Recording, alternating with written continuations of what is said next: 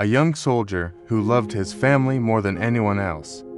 But in North Korea, that love became the heaviest shackle. In a system that takes families as hostages to enforce loyalty, he was shaken every single day. Why did such a soldier finally decide to risk his life and escape? This is his story. Jong-hyuk, an alias, was born into an ordinary family in North Hamgyong province. They were not a wealthy household in Pyongyang, but thanks to his mother who sold goods at the marketplace, the family could survive moderately well. To the neighbors, their family even looked like one that lived comfortably. He had a father, a mother, and one younger sister. But that peace did not last long. One day, while his father was working in a factory, his leg was caught in a huge machine. In the poor medical system of North Korea, his father's leg eventually had to be amputated. When his mother rushed from the marketplace to the hospital, it was already too late. His father's leg was gone, and the hospital did not even have enough blood for a transfusion. His mother spent all the money she had saved from trading to get antibiotics. By what felt like a miracle, his father survived. But that was not truly fortunate, because living as a disabled man in North Korea was another kind of hell. He could no longer work and fell into despair. Back then they did not know the word, but it was depression. Finally, his father ended his life. In North Korea, even suicide was a crime, and the family left behind had to endure the suffering of guilt by association. That was why his father could not choose a peaceful death, but instead a painful death disguised as an accident. From that moment, Jong-hyuk saw clearly the cruel reality of the system. His father loved his family more than anyone, but he knew that as long as he lived, his family would suffer even more. He had already realized the true nature of North Korea, its cold and merciless essence, and that is why perhaps he erased himself. After his father's death, the family quickly fell into hardship. His mother carried heavier burdens at the marketplace, but the absence of the father was too great. Time passed, and Jong-hyuk reached the age for military service. Leaving behind his mother and his young sister made his steps unbearably heavy. But for his family, and to survive, he had no choice but to go. His 10 years of endless struggle, began that way.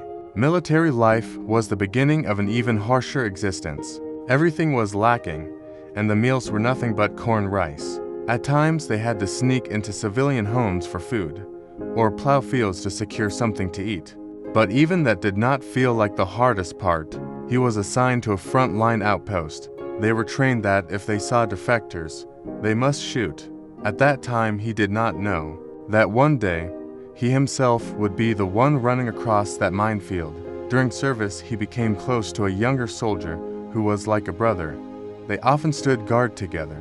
One especially freezing winter night, while standing side by side, the younger soldier whispered softly, "Hyung, what is that?" His finger pointed to a woman and a child running across the border. For a moment, my hand moved to sound the alarm, but the image that came into my mind was my mother's face. I could not pull the trigger. At that instant, the crack of a gunshot split the air. I turned my head and saw smoke rising from the barrel of the rifle held by the soldier who felt like my younger brother.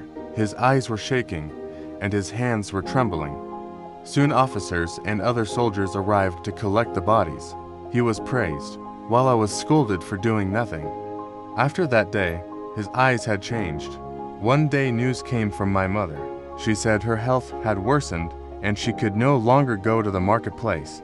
Then she told me something shocking, that my younger sister, only 18, had defected to China to earn money, and that from the shock of it, my mother had collapsed. I confided all of this to the only person I could trust, that younger soldier.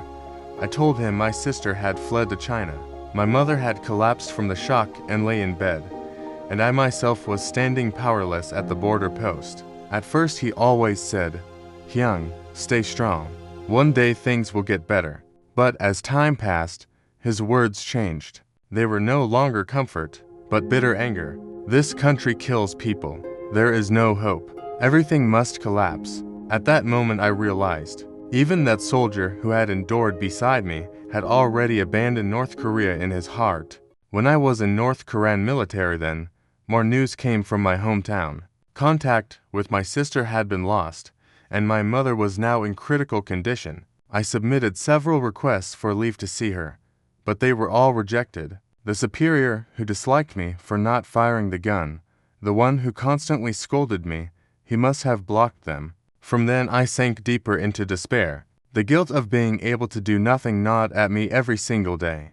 One night, while I was standing guard alone, I saw someone running across the border. I raised my rifle. Only one thought circled in my mind.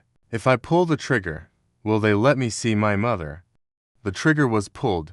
The defector fell. When I approached, I could not believe my eyes. The one lying there, coughing up blood, was none other than the soldier who had been like my younger brother. My chest tightened, and the world spun white.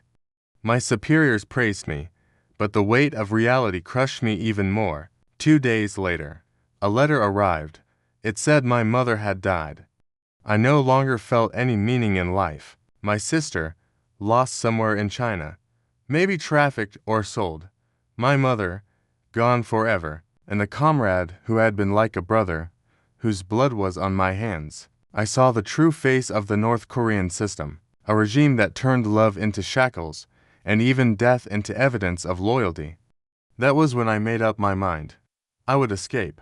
The system that drove my mother to death, forced my sister to flee to China, and stained my hands with blood. I would no longer follow it. I had no shackles left. I would leave the land where love itself became chains. On a day of heavy rain, I carried out my decision. I began to run along the streams swollen with water. My body was heavy, my strength almost gone, but strangely I felt light inside. I did not know how long I had been running. My legs felt as though they would snap, and the solace of my feet had lost all feeling. Then suddenly a thought struck me. What if they do not accept me? What if they shoot me on sight? Fear gripped me, but I reminded myself, I have nothing left to lose. After running endlessly, I saw countless rifles pointed at me. They were South Korean soldiers. Without hesitation, I threw away my weapon and shouted, I am a defector. Please accept me. They replied, you made the right choice, and covered me with their protection. In that moment, all the tension left my body and pain flooded in.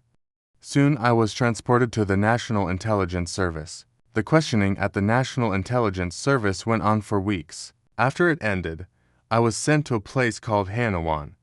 It was an institution to help defectors adapt to life in South Korea. Everything was strange. Everything was astonishing. It felt as if I had stepped into the future in a time machine. Then one day, someone came to see me. It was my younger sister, the one I thought had died. She had grown into a woman, but her face carried marks of hardship far beyond her years. We embraced and cried for a long time. For someone who thought he had lost everything, my sister's survival made my heart beat again. Just by her eyes I could see how hard her life in China must have been. But simply being alive was enough. After the period at Hanwon ended, I decided to live together with my sister. The world was unfamiliar and frightening, but here at least I no longer needed guilt just to protect my family. We learned life anew. Day by day, I swore that I would never again let love become shackles. Even now, I often remember my parents and my sister, my father covered in dust at the mine, my mother who never gave up at the marketplace, and my sister who survived. All of those memories are pain, but at the same time, they are what keep me standing. Risking my life to escape changed me forever. I am no longer a North Korean soldier. I live once more as a human, as a brother, as a son. And I make this vow, my freedom was never free. Upon this freedom, I will build a world where love is never again turned into chains.